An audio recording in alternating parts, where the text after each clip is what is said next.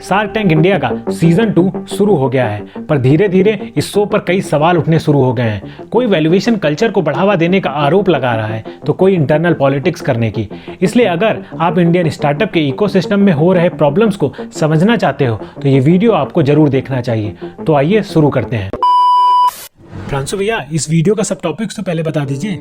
हाँ बिल्कुल, आज की वीडियो में हम शार्क टैंक इंडिया शो की वजह से हाईलाइटेड कुछ इंपॉर्टेंट टॉपिक्स पर बात करेंगे, जैसे शार्क टैंक इंडिया शो क्या है और ये कैसे काम करता है। क्या इस तरीके के शो स्टार्टअप्स में वैल्यू क्रिएशन की जगह वैल्यूएशन की रेस को बढ़ावा दे रहे हैं? इन्वेस्टर से फंड उठाने के लॉन्ग टर्म फायदे और नुकसान क्या होते हैं?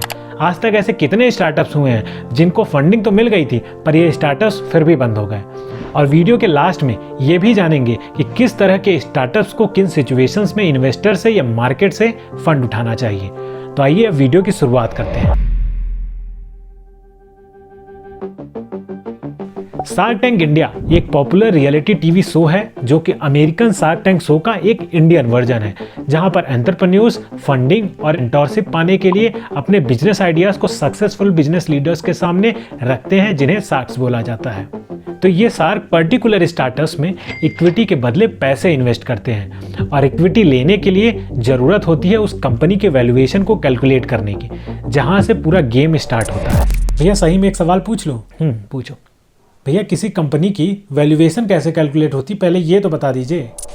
देखो, किसी कंपनी की वैल्यूएशन कैलकुलेट करने के लगभग 6 तरीके होते हैं, जो कि अलग अलग कंपनी के अपने सिचुएशंस के हिसाब से फिट होते हैं।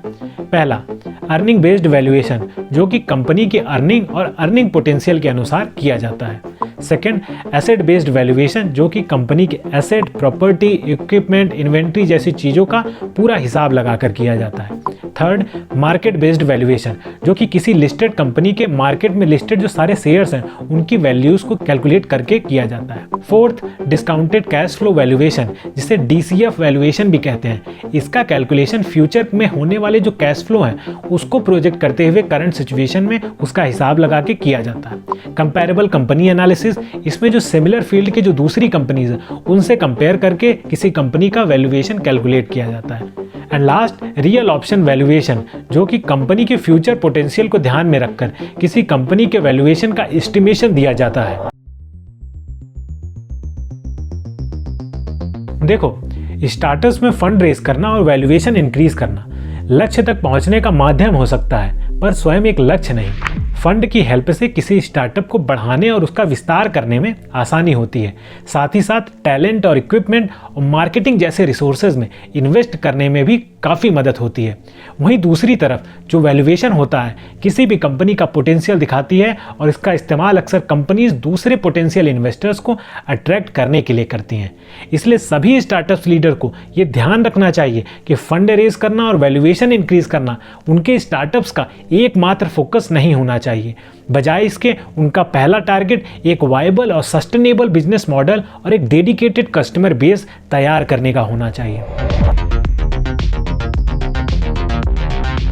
देखो, फंडिंग उठाना किसी भी स्टार्टअप्स के लिए बुरा नहीं है, जब तक कि उसे ये पता है कि उसका गोल क्या है और वहां तक पहुंचने के लिए क्या रिसोर्सेज चाहिए वो मालूम है। वरना फंडिंग उठाने के कई दुष्परिणाम होते हैं, जिसे हम पास्ट में देख चुके हैं। जैसे अक्सर एंटरप्रेन्योर्स अपने कोर बिजनेस का फोकस प्रोडक्ट या सर्विस डेवलपमेंट की बजाय फंड रेजिंग पर करने लग जाते हैं और इसके कारण startup short term goal plan करने लग जाते हैं। कई स्टार्टअप फाउंडर्स तो अपने कोर बिजनेस का प्रिंसिपल को धीरे धीरे भूल जाते हैं और वैल्यूएशन को इन्फ्लेट करने की रेस में लग जाते हैं, जिसका बहुत बुरा इंपैक्ट बिजनेस को लॉन्ग रन में देखना पड़ता है। इसलिए सभी एंटरप्रेन्योर्स को यह ध्यान रखना चाहिए कि फंड रेजिंग और वैल्यूएशन बढ़ाना उनका मेन गोल नहीं होना चाहिए। बिल्कुल, आज तक ऐसे कई स्टार्टअप्स हुए हैं जो वैल्यू क्रिएशन की जगह वैल्यूएशन के चक्कर में पड़ गए और इस कारण से उनका पूरा बिजनेस मॉडल खराब हो गया और कंपनी तक बंद हो गई। एग्जांपल के लिए स्टेजिला एक होम स्टे एग्रीगेटर स्टार्टअप था जिसने $34 मिलियन रेज किया था, फिर भी 2017 में बंद हो गया। इस स्टार्टअप के फाउंडर ने ये खुद माना कि धीरे धीरे उन्होंने अपना फोकस खो दिया, इस कारण ये नौबत आ गई। पेपर टैप एक ऑनलाइन ग्रोसरी डिलीवरी स्टार्टअप था जिसने एक साल में बड़ी तेजी से एक्सपेंशन किया और बड़ी आसानी से $51 मिलियन की फंडिंग रेज कर ली।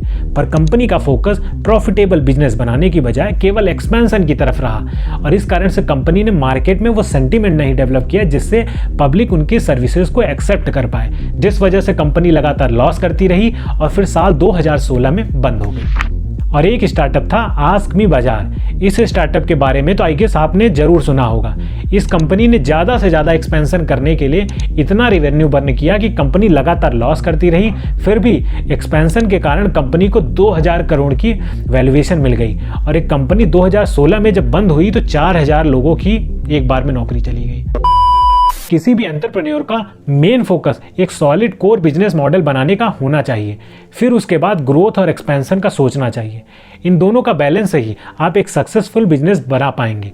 वहीं दूसरी तरफ लोगों को भी किसी कंपनी में इन्वेस्ट करने से पहले बिजनेस मॉडल और प्रीवियस परफॉर्मेंस की जानकारी रखनी चाहिए और कभी भी किसी के सलाह पर इन्वेस्टमेंट बिल्कुल नहीं करना चाहिए। इसलिए आज सभी एंटरप्रेन्योर्स को और गवर्नमेंट को भी स्टार्टअप्स ग्रोथ सेंटिमेंट्स को मार्केट में बनाए रखने के लिए कुछ जरूरी कदम उठाने चाहिए, जैसे स्टार्टअप्स को ग्रोथ और एक्सपेंशन की बजाय प्रॉफिटेबिलिटी और रेवेन्यू जनरेशन की ओर ध्यान देना चाहिए। स्टार्टअप्स को बूट स्ट्रैपिंग को बढ़ावा देना चाहिए, जिससे जो एंटरप्रेन्योर हैं उनको ज़्यादा से ज़्यादा एक्सपीरियंस मिलेगा और ये अनुभव उनको कोर बिजनेस मॉडल इस्टेब्लिश करने में हेल्प करेगा। गवर्नमेंट को इंडस्ट्रियल एक्सपर्ट्स और एकेडमिक एक्सपर्ट्स दोनों को एक साथ लाकर हमारे यंग एंटरप्रेन्योर्स के लिए एक स्टार्टअप से रिलेटेड एजुकेशन और मेंटरशिप प्रोग्राम चलाने चाहिए, जिससे इनको सही बिजनेस मॉडल बनाने की नॉलेज मिल सके।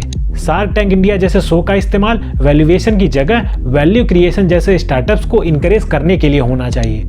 यंग एंटरप्रेन्योर्स को स्टार्टअप्स में ट्रांसपेरेंसी और ऑनेस्टी के कल्चर को डेवलप करना चाहिए, जिससे इन्वेस्टर्स और कस्टमर्स दोनों का उन पर भरोसा बनेगा। इसीलिए ये जरूरी है कि स्टार्टअप्स ग्रोथ लाइक इकोसिस्टम बनाए रखने के लिए सभी प्लेयर्स का एक साथ काम करना बहुत ज़रूरी है, चाहे वह गवर्नमेंट हो, एंटरप्रेन्योर हो, कस्टमर हो या फिर investor. So that is it for today's video now. We'll see you in the next one, guys.